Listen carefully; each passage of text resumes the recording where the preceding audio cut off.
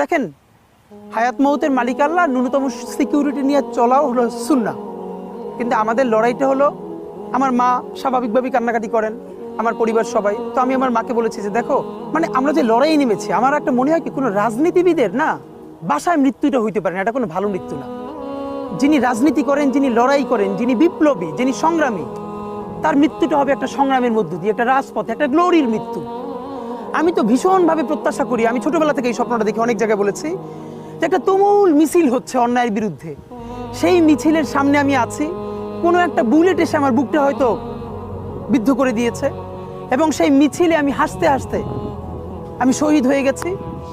এবং সবাই যখন মৃত্যুটাকে ভীষণ ভয় পায়, আমি তখন হাসতে হাসতে আল্লাহর কাছে ভীষণ সন্তুষ্টি নিয়ে পৌঁছতে চাই যে আমি একটা ন্যূনতম ওই জীবনটা লিড করতে পারলাম, যে আমি একটা ইনসাফের হাসি নিয়ে আমি আমার আল্লাহর কাছে পৌঁছ